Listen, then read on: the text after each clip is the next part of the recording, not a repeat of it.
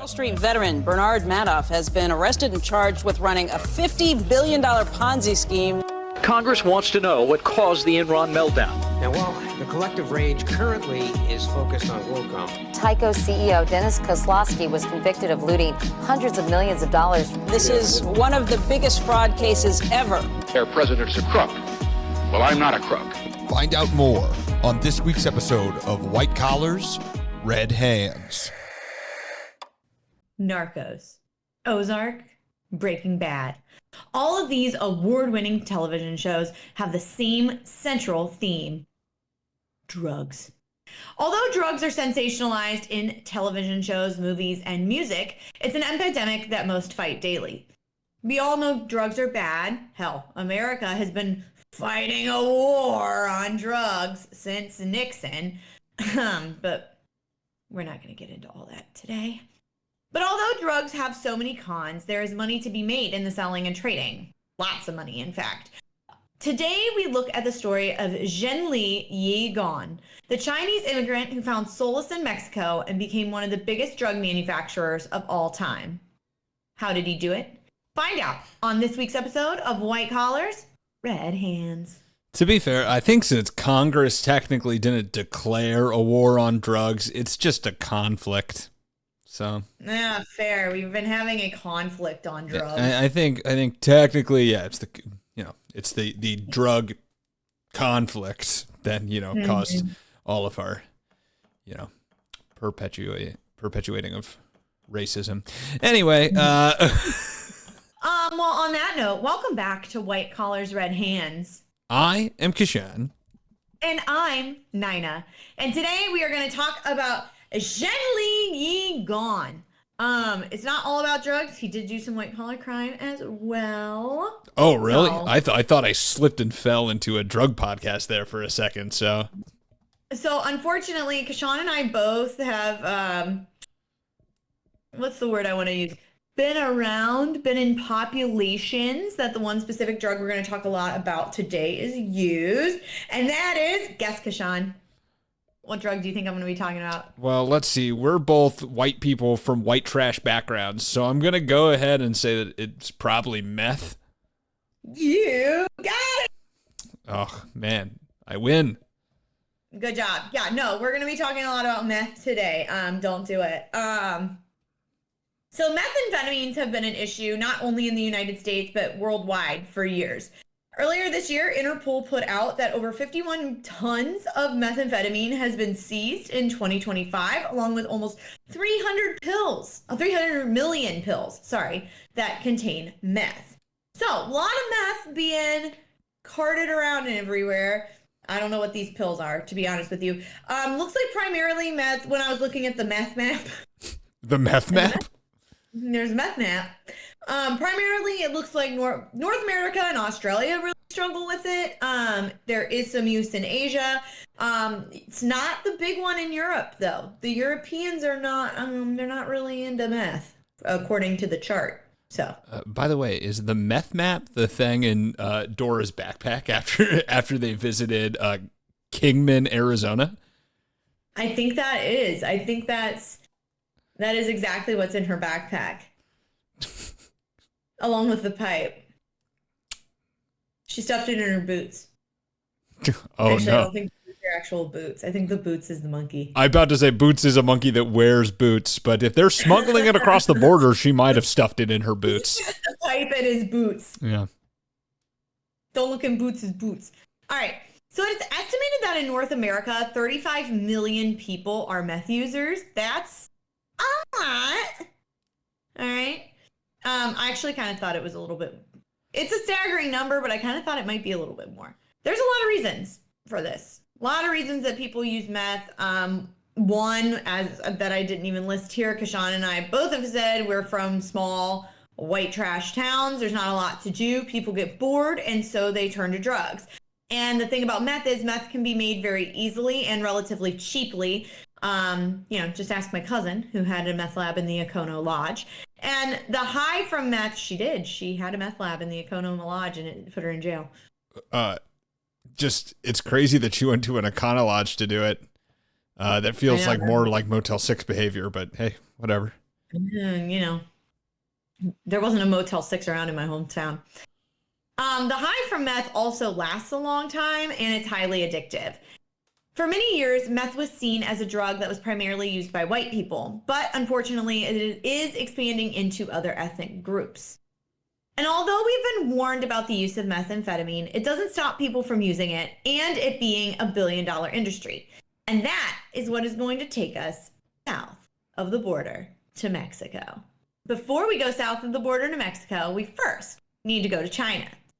Zhenli Yigan was born in Shanghai, China in 1963.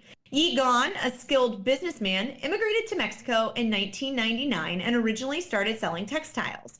He became a citizen in 2002 and was very respected for his work in business, a Mexican citizen in 2002.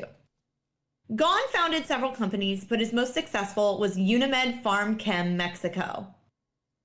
From 2003 to 2005, Unimed Farm Chem imported over 33 tons of ephedrine, pseudoephedrine hydrochloride from China to Mexico. These chemicals are normally used to make over-the-counter cold medicine, such as Sudafed, and other things that clear out your sinuses and nasal cavities. But they are also used to make methamphetamine. So let's do a sweet dance with Tina, shall we? Tina is a street term for meth. Okay, yeah, you're a little bit more streetwise than me then, because I was like, what the hell does that mean? Yeah, Tina. I'm a little removed from the meth game. I haven't talked to a meth addict in a little bit. But I did used to be close with quite a few of them. But I just haven't caught up with them recently. That's probably for the best. Probably for the best. Yeah, that's why now when you do buy medicines like Sudafed or Mucinex, things like that, they do make you show your ID because people were buying loads of it to make meth. So now it's a controlled substance. Some of us just want to clear our nasal passages. It's not in Mucinex though. I will say that. Mucinex? No, that's like Gustafestin or something. So then why do I have to show my ID for Mucinex? If it's the nighttime one, you have to show it because it contains alcohol. Same thing with NyQuil. You have to show your ID to buy NyQuil too. Because Sudafed isn't even like, you have to go to like the pharmacist and like request it from behind the counter. They don't even have it on the shelves. Yeah, not anymore. It used to be, but not anymore. Now, at the time, Unimed Farm Chem was doing this completely legally. They had the permits to do so, and they were cooperating with the government. Also, during that time, this was like late 90s, early 2000s, they didn't really regulate that the way that they do now. So you were just able to get shipments, crazy amounts of shipments over. However, due to policy changes in Mexico, Unimed Farm Chem was no longer allowed to import the drugs starting in July 2005. But, like most people that we cover on this podcast, Yigan ignored the law and kept importing until December of 2006. During the time of the illegal importation, Yigan also started building a state-of-the-art manufacturing plant in Toluca, Mexico in October 2005. Now, although they were illegally importing these substances, they kept magically making their way through customs. Wonder how that happened. Now, bribery, always an option, but the drugs that they were importing were under a different name, so that allowed them to pass through customs without any major issues. So only 4 of Unimed's 291 imported shipments were ever questioned by the government. According to one plant owner, the plant received daily shipments of, quote, of a, quote, hard white chemical substance that was then heated up with hydrochloric acid and made into a powder. Workers said that the powder was made daily, put into bags, and then driven away by either Yigan or his personal driver. Okay, here's the thing, is everything seemed kind of normal up until the end, because it's like most drugs are white powdery substances, right? And then reacting them with hydrochloric acid, that's also normal, whatever. But the fact that just the owner's like, okay, now I'm going to take that on my personal car, I'd be like, Yeah. This plant was like, I mean, it was huge and they were storing so much of this stuff. And but like not all the workers were allowed to go in all parts of the building. Which we won't really get into that later, but it was like when the employees were interviewed later, they were like, I didn't know anything was going on. But it's like, okay, well, we were putting all these powders into bags and only 2 people were allowed to transport them. And then you also weren't allowed in certain parts of the building. That like never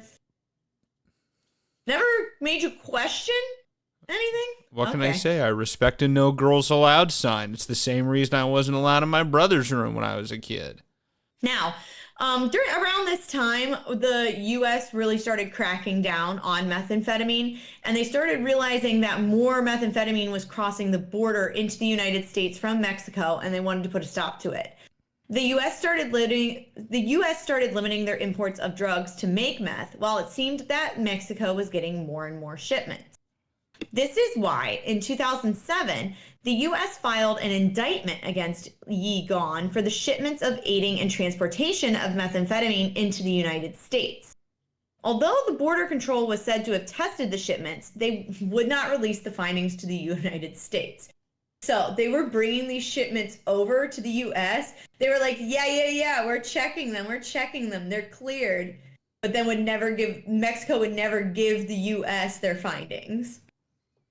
Couldn't we just test them again here in the U.S.? You don't have to just take their word for it. You can just retest it. I don't know. I'm telling you what I was told. All right, well. They, yeah, it was pretty clear that they weren't super thorough in their investigations. Obviously. Yeah. But because of this indictment and some other things that, also Mexico was getting tipped off that, like, this is sketchy. They were moving a lot of meth. Like, they were moving a lot of meth. So, the authorities end up searching the Toluca plant and took samples of the powder, which they were making 600 kilograms of daily. And for my Americans who don't do kilograms, this is the equivalent of over 1,300 pounds a day. So that's like a little more than half of an elephant of meth. Oh, an elephant is only 2,600 pounds. Interesting. Well, isn't an elephant a ton, which is 2,000 pounds? Yo, they weigh like 4 tons, dog. Like over 4 tons.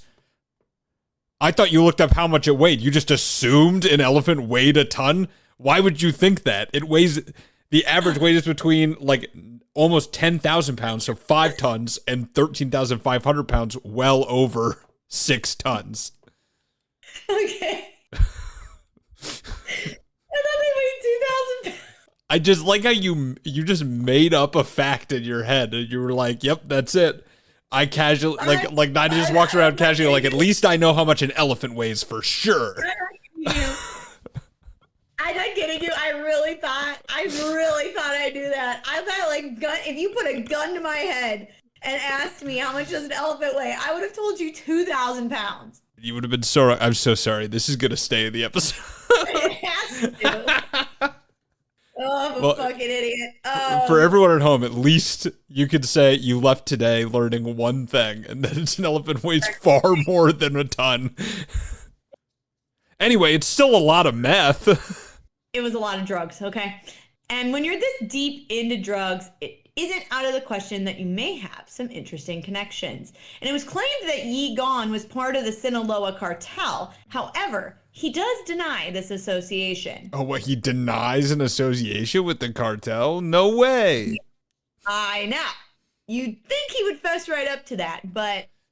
Something people love going about bragging about how they're part of. What? Some people just are, modest. So obviously, Yi Gon was making money hand over fist, and all of it in cold, hard cash. It was said that Yi Gon supplied the cartels with 41 tons of methamphetamine and that he would charge them $1,100 to $1,400 per pound. and it only cost him $22 per pound to import the supplies. So he was making crazy money. That's a good ROI. Not gonna lie, great margin. Really good ROI. Great margin. Also, he did everything in cash. Paid the employees in I mean, he paid for everything in cash. So it was hard to trace too. However, his scheme wouldn't last for long. So Yigon, obviously, when you're making that much money, you're going to live a lavish lifestyle. He had homes in both Mexico City and in China. So when the United States made the indictment against Yigon, this prompted the police to do an investigation on him, the Mexican police to do an investigation on him. Authorities raided his home the day after an important meeting with then U.S. President George W. Bush and then Mexican President Felipe Calderon. The meeting was about controlling the trafficking of drugs, specifically narcotics.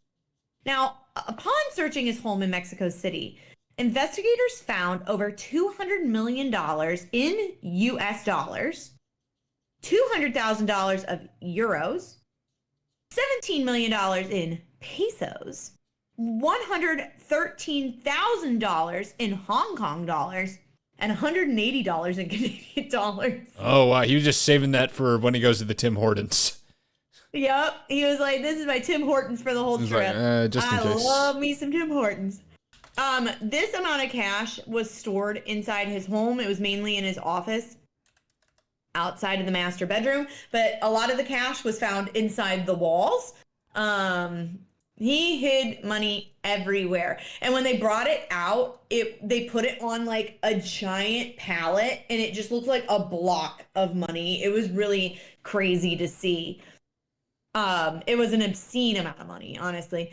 And just like, it was just like a giant brick of cash when they brought it all out of the home. And that over $200 million that they found in American dollars was all just in $100 bills. By the way, because this website called Money Weight Calculator exists, Ooh. $200 million US dollars in $100 bills weighs 4,409 pounds, or in Nina's mind, over 2 elephants. So there you go. So over 2 tons of just $100 bills were in his house. That is crazy. Inside his home were also an arsenal of guns, lots of expensive jewelry, and 7 cars. He did have all of that cash inside of his home, but he was also moving hundreds of thousands of dollars through money exchanges to banks outside of Mexico. He had told one money exchange that he had got so much money, like, because he's going all the time to send these money orders. So he told them, like, oh, I make all this money by making veterinary supplies, and then I exchange this money so that I can do business with my colleagues in the U.S. However, this wasn't true. He was using the money to fund Unimed and make more and more drugs. Now, when investigators raided his residence in Mexico City, Yigon was not there. He was in the United States laundering his money in his favorite way possible, gambling. So you're telling me when they went to arrest him, he was Yigon? Yes, while Yigon's home was being flipped upside down, he was sitting at a nice cushy stool in the casinos of Las Vegas, losing every single game to blackjack that he played. Although Yigon was a fan of gambling, he wasn't very good at it. He lost over $125 million from 2004 to 2007. It was said that sometimes he would bet $150,000 at a time. Now, was Yigon actually bad at gambling? Probably not. We've covered this in past episodes, but casinos are a very common way for people to launder money. And if you watched Ozark, like I said in the beginning, that's a big spoiler alert. It's been out for 6 years. But if you were watching it, spoiler alert, That's a way that they launder their money too, is they like build a big casino and then launder all the drug money through the casino. But casinos tend to be a popular place for people to launder money because you can usually remain pretty anonymous. You can move a lot of money quickly, and you can trade in your dirty money into clean money. Now, casinos are supposed to be on the lookout and report any sort of suspicious dealings, but more often than not, money laundering in casinos remains unnoticed. I think it's gotten better recently. They actually like if they have like volumes in place that if people bet a certain amount, they like have to notify like someone that someone's coming in and betting this amount of money in their casino. Yeah. I mean, and that's because like at this time it was so unregulated that people were just moving tons of money through these casinos. Oh yeah. Now, all that cash that was found in Yigon's home, he claimed it was from a campaign. He's like, no, it wasn't from my businesses. It wasn't from drugs. It was from a campaign slush. He was like, it was a campaign slush from Mexico's ruling party at the time. They just gave me all their extra money and I put it in my house. That's also illegal, Yigon. Why are you just going to make up something else illegal? That doesn't help you. At all. Not at all. But Yigon did not do all this work alone. And you can't when you're bringing in hundreds of millions of dollars into a scheme. Some prime accomplices in this scheme were Bernardo Jimenez, who was a chemist. Jimenez was not only an accomplice, but he also knew the ins and outs of Unimed, and he had access to restricted areas that others didn't. Another person who was involved in his schemes was Maria Cano, she was actually Yigon's sister-in-law. He kept it in the family. She oversaw the credit and collections for the company. She was also in charge of deposits and kept the business afloat while Yigon was away. There was also Susana Gomez, who was an engineer at Unimed. She was also insanely loyal to Yigon. When the company was raided, she was able to smuggle out important documentation about shipments and their legitimacy. Later, when a lawyer discussed the possibility of looking into those shipments and those documents that she smuggled out, Gomez was quoted saying, "You're a real fool, or you have a lot of money to fix this matter, because I've already fixed it with the lawyers. If you want to keep your life and liberty, keep behind the line." So she was not effing around. Then there was Jose Salguero, who was Yigon's driver. It was him. It was either Yigon or Salguero who was picking up the drugs every single day. It was said that Salguero would pick up and transport about 600 kilograms of the white crystal substance every single day. It was also said that he was found disabling security cameras at the warehouse so that they could hide their illegal activities. Yigon's wife was also arrested, but I couldn't find how long she went to jail for or what exactly she did, but she did also get arrested.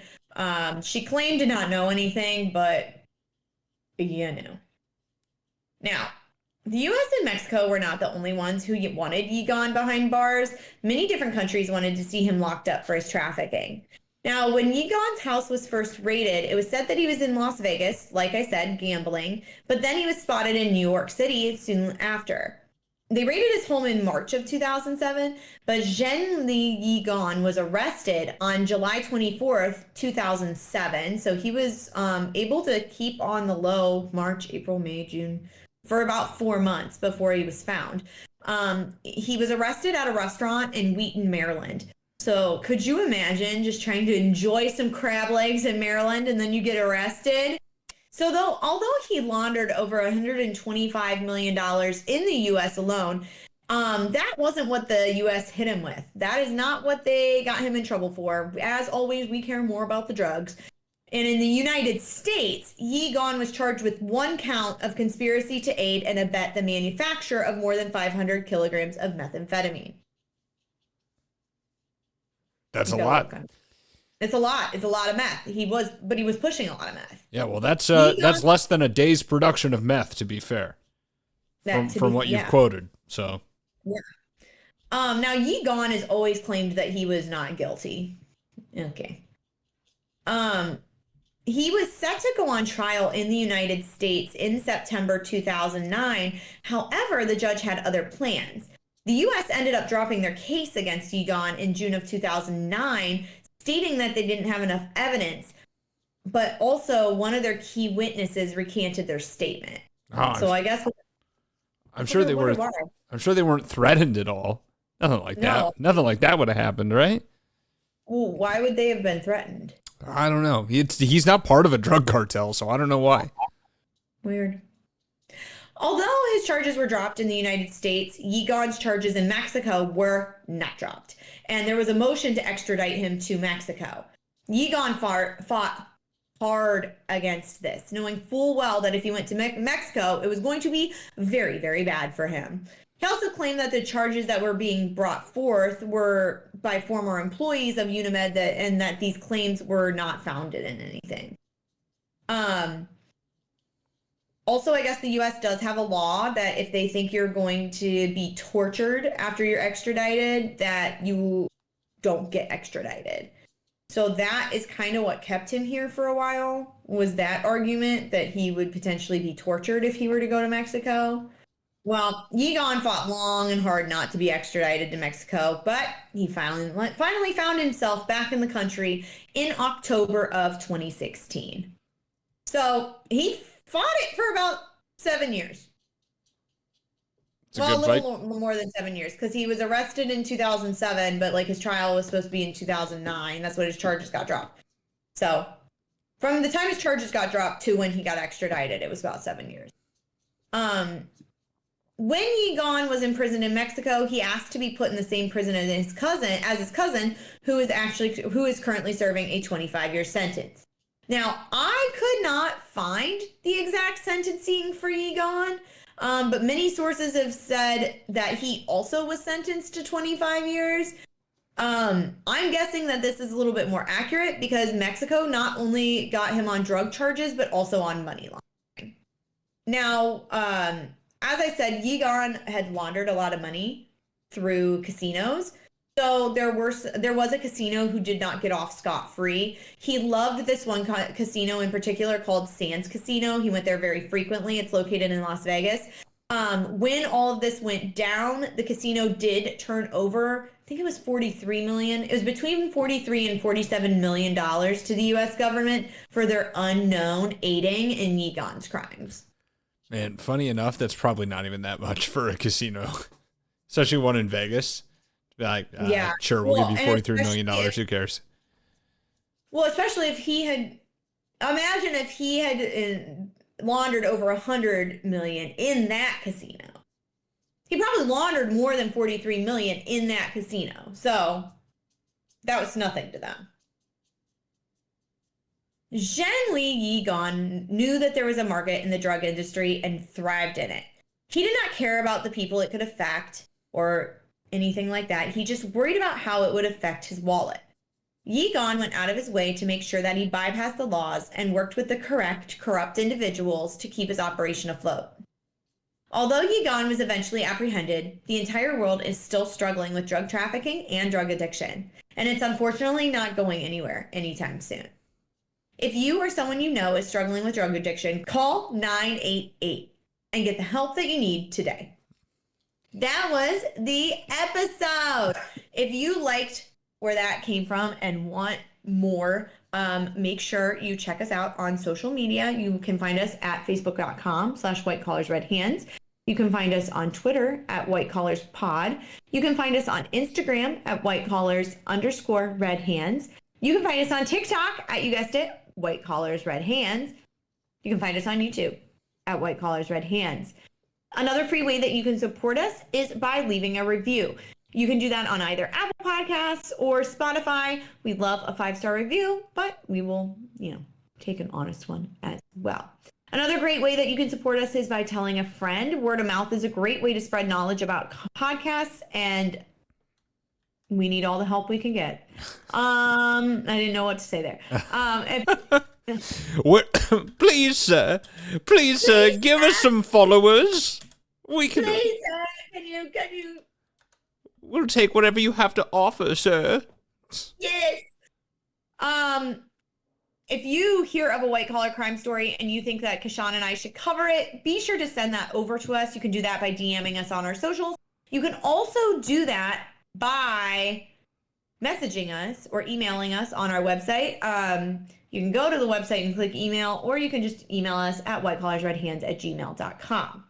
And lastly, if you want some White Collars Red Hand merch, head on over to Dashery. We have got a bunch of fun merch over there. You can get a sweater, you can get a t-shirt, etc., etc., etc. The holiday season's coming up. Buy a loved one some merch. Well, thank you so much for listening, and we'll see you next time on another episode of White Collars Red Hands.